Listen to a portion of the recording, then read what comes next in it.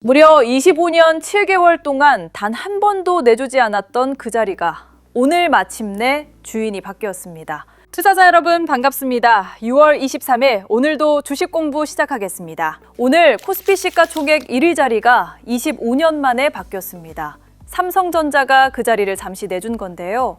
많은 분들이 술렁이셨을 텐데 오늘은 이 소식을 빠르게 정리한 뒤 그럼에도 왜 삼성전자가 여전히 단단하고 건재한지를 집중해서 풀어보겠습니다. 핵심은 결국 삼성전자입니다. 사실관계는 간단합니다. 오늘 오후 코스피 시가총액 순위에서 삼성전자가 1위 자리를 잠시 내렸습니다. 2000년 11월 이후 무려 25년 7개월 만의 일입니다. 다만 두 회사의 시가총액 차이는 약 1조 7천억 원에 불과했습니다. 수천조 단위의 덩치를 생각하면 사실상 종이 한 장 차이죠. 언제든 다시 뒤집힐 수 있는 거리라는 뜻입니다. 이날 삼성전자는 0.42% 내린 35만 2,500원에 거래됐습니다. 큰 폭의 하락이 아니라 소폭 조정에 그친 수준입니다. 시가총액은 2,060조 원대를 유지하며 여전히 압도적인 규모를 자랑했고요. 다시 말해 삼성전자가 무너져서 자리가 바뀐 게 아니라 거의 제자리를 지키는 사이에 순위만 미세하게 교차한 겁니다. 이 차이를 정확히 보셔야 합니다. 시장 전체를 보면 코스피는 이날 낮 기준 0.46% 오른 9,093을 기록했습니다. 출발은 좋지 않았습니다. 1% 넘게 내린 8,954로 하락 출발했는데요. 이란 외무부의 호르무즈 해협 통항 메커니즘 마련 소식이 전해지면서 강세로 방향을 틀었습니다. 대외 변수 하나가 분위기를 단숨에 바꿔놓은 변동성이 큰 하루였습니다. 자, 여기서 가장 중요한 질문을 던지겠습니다. 시가총액 1위를 잠시 내준 삼성전자, 정말 흔들리고 있는 걸까요? 결론부터 말씀드리면 전혀 그렇지 않습니다. 시가총액 순위는 매일의 주가로 출렁이는 결과일 뿐 그 자체가 기업의 진짜 가치는 아닙니다. 오히려 지금 삼성전자의 저력은 곳곳에서 더 또렷하게 드러나고 있습니다. 지금부터 그 이유를 하나씩 보겠습니다. 먼저 기본부터 짚겠습니다. 삼성전자는 여전히 세계 메모리 반도체 시장 점유율 1위 기업입니다. 시가총액 순위가 잠시 바뀌었다고 해서 글로벌 메모리 1위라는 위상이 사라지는 게 아닙니다. 디램과 낸드를 아우르는 거대한 사업 기반은 그대로 살아있습니다. 세계에서 가장 많은 메모리를 만들어내는 회사, 그게 바로 지금의 삼성전자입니다. 지금 메모리 시장은 인공지능 덕분에 거대한 호황기에 들어서고 있습니다. 인공지능 서버 수요가 폭발하면서 비램 가격이 가파르게 오르는 중이고요. 가장 큰 생산 능력을 가진 삼성전자는 이 호황의 수혜를 정면으로 받게 됩니다. 메모리 가격이 오를수록 삼성전자의 실적도 함께 좋아지는 구조입니다. 토대가 단단하다는 건 바로 이런 의미입니다. 삼성전자에는 다른 메모리 기업에 없는 무기가 하나 있습니다. 바로 메모리와 파운드리를 동시에 보유한 수직 계열 구조입니다. 인공지능 반도체는 이제 칩 하나만 잘 만든다고 되는 게 아닙니다. 고성능 메모리와 위탁 생산을 함께 묶어 공급하는 능력이 점점 중요해지고 있죠. 메모리부터 파운드리까지 한 회사 안에서 해결할 수 있다는 것, 이것이 삼성만의 강점입니다. 이 수직 계열 구조는 쉽게 흉내낼 수 없습니다. 인공지능 칩을 만드는 글로벌 기업들은 안정적인 메모리 확보를 위해 장기 계약을 늘리고 있는데요. 메모리와 생산을 함께 제공할 수 있는 삼성전자는 그만큼 매력적인 파트너가 됩니다. 메모리를 미리 확보해야 인공지능 서버를 만들 수 있는 시대이기에 삼성전자의 통합 역량은 강력한 해자가 됩니다. 이번엔 그동안 삼성전자의 약점으로 꼽히던 파운드리, 즉 반도체 위탁 생산 사업을 보겠습니다. 한동안 적자에 시달리던 이 사업부가 지금 분위기를 완전히 바꾸는 중입니다. 가동률이 회복되고 첨단 공정의 수율이 올라오고 대형 고객들이 다시 삼성의 문을 두드리기 시작했습니다. 가장 아팠던 곳이 회복되고 있다는 것, 이건 삼성전자의 매우 중요한 변화입니다. 대표적인 신호가 테슬라와의 계약입니다. 삼성전자는 테슬라의 차세대 인공지능 칩을 위탁 생산하는 약 23조 원 규모의 대형 계약을 따냈습니다. 이 칩은 테슬라의 자율주행과 휴머노이드 로봇에 들어가는 핵심 부품입니다. 미국 텍사스 테일러 공장에서 가장 앞선 이 나노 공정으로 만들어질 예정이고요. 만년 적자였던 파운드리가 흑자로 돌아설 결정적 발판을 마련한 겁니다. 고객은 테슬라만이 아닙니다. 인공지능 반도체의 절대 강자 엔비디아의 추론칩을 삼성전자 파운드리가 양산하고 있고, 엔비디아 최고 경영자가 공개 행사에서 직접 삼성에 감사를 표하기도 했습니다. 여기에 애플, 퀄컴, AMD 같은 글로벌 기업들도 삼성 파운드리에 관심을 보이고 있습니다. 세계 최고 기업들이 다시 삼성을 찾는다는 건 기술 경쟁력이 살아있다는 가장 확실한 증거입니다. 기술 지표도 우호적입니다. 약점으로 지적되던 이 나노 공정의 수율이 60% 안팎까지 올라온 것으로 전해지고, 파운드리 가동률은 80%를 넘어 1년여 만에 최고 수준을 기록했습니다. 그 결과 삼성전자는 파운드리 흑자 전환 목표 시점을 기존 2027년에서 2026년으로 앞당긴 것으로 알려졌습니다. 가장 아팠던 사업이 이익을 내기 시작하면 회사 전체의 체질이 달라집니다.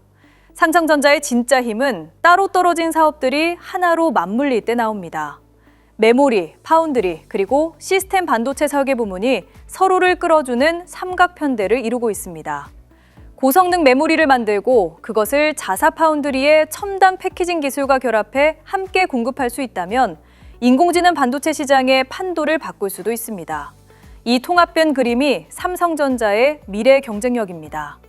증권가에서도 의미 있는 분석이 나옵니다. 한 증권사 연구원은 최근 몇 년간 주가 상승률에서 삼성전자가 동종 업체들에 크게 뒤처졌는데, 이는 삼성이 메모리 외 사업부를 함께 가진 데다 한때 HBM 경쟁력에 의문이 붙었기 때문이라고 봤습니다.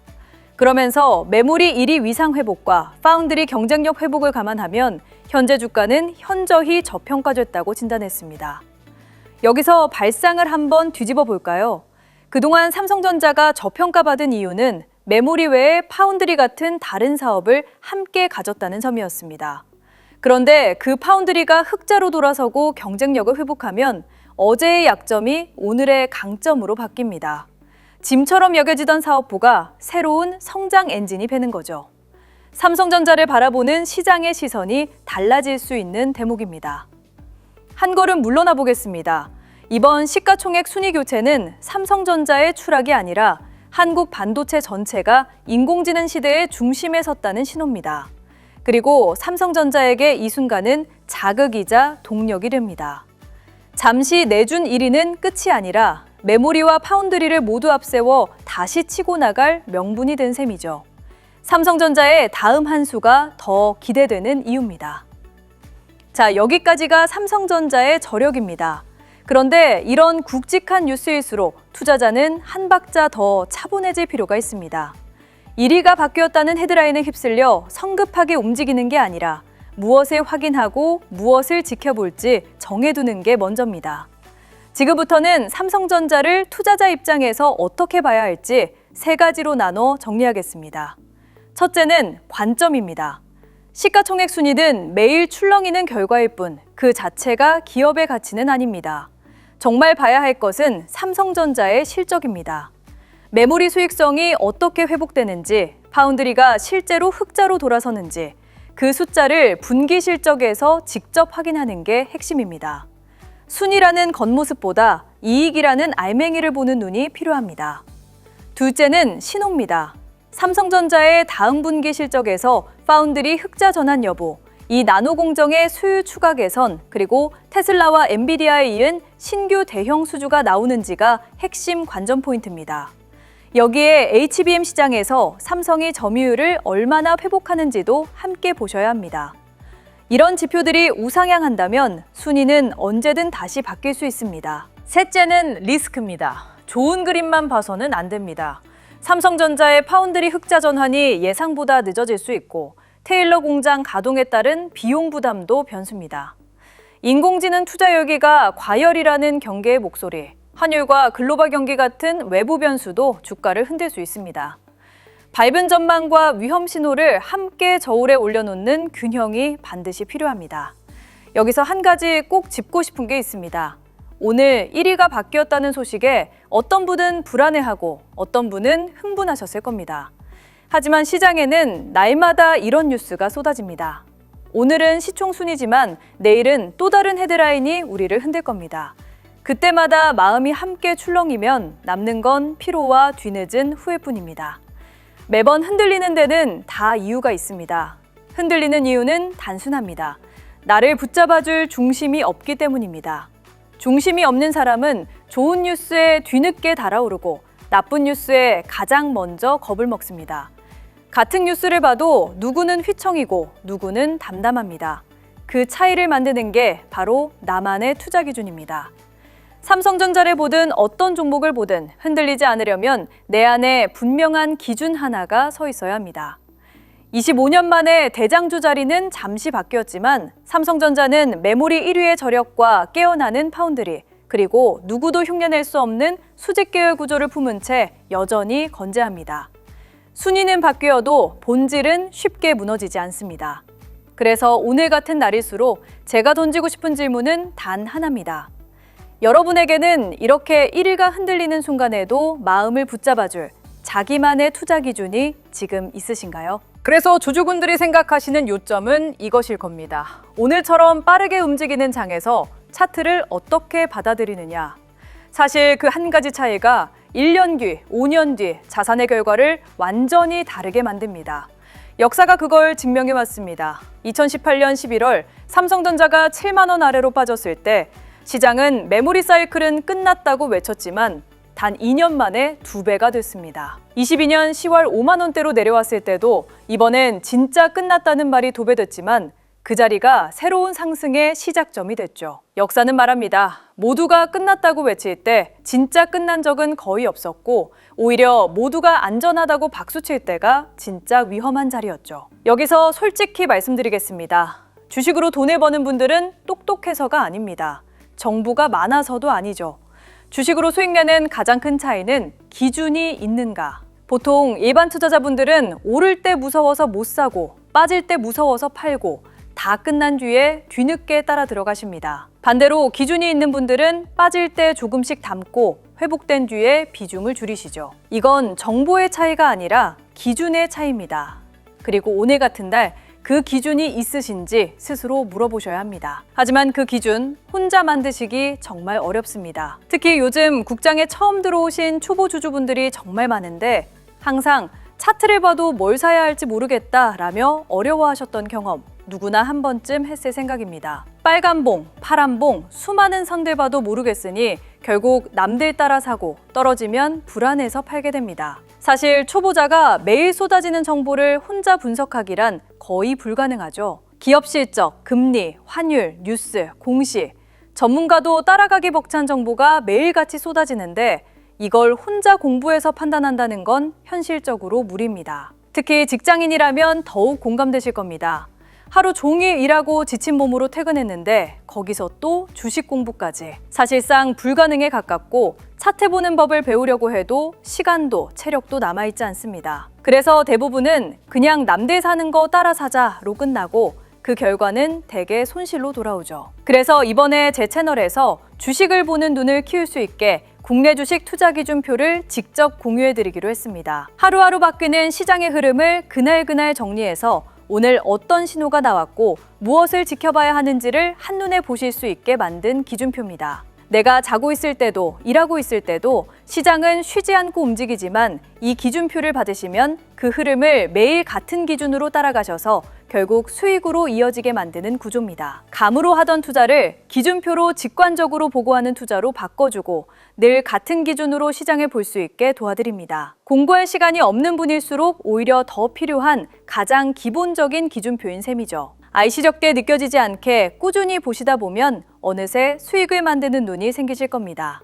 여기서 한 가지 중요한 점을 말씀드리겠습니다. 같은 시장이라도 투자금의 규모에 따라 봐야 할 자리와 전략이 완전히 달라집니다. 소액으로 시작하시는 분과 이미 큰 비중을 운용하시는 분이 똑같은 기준으로 움직이면 오히려 위험해질 수 있습니다. 그래서 신청해 주시는 투자금 규모에 맞춰 투자자분들께 각각 자료를 다르게 보내드리고 있습니다. 이제 막 시작하시는 소액 투자자분께는 부담 없이 따라오실 수 있는 기준 중심으로 어느 정도 자산을 운용하시는 분께는 비중 조절과 분할 전략에 초점을 맞춘 자료로 같은 시장도 내 자금 규모에 맞게 해석하실 수 있도록 정리해드립니다. 결국 중요한 건 얼마를 가졌느냐가 아니라 내 자금에 맞는 기준이 있느냐입니다. 그 기준을 투자금에 맞춰 함께 만들어드리겠습니다. 방법은 간단합니다. 구독과 좋아요 눌러주시고 댓글창에 구독 완료라고 남겨주세요.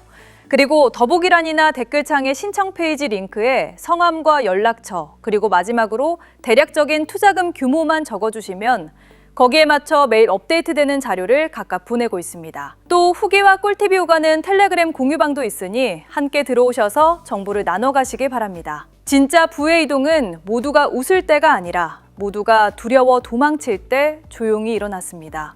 2018년에도 2022년에도 그랬습니다. 누군가는 공포에 팔았고 누군가는 묵묵히 기준을 지켰습니다. 그리고 그 선택은 몇 년 뒤 분명하게 나뉘었죠. 지금 이 삼성전자 자리도 다르지 않습니다. 오늘 그냥 지나치는 분과 오늘부터 나만의 기준을 세우는 분, 1년 뒤 두 분의 자리는 완전히 달라져 있을 겁니다. 혼자 그 기준을 세우기 어려우셨다면 매일 갱신되는 이 기준표가 곁에서 도와드리겠습니다. 오늘이 그 출발선이 되었으면 합니다. 시청해주셔서 감사합니다.